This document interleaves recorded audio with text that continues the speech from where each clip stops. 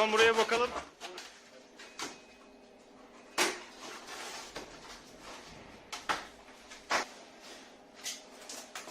Evet.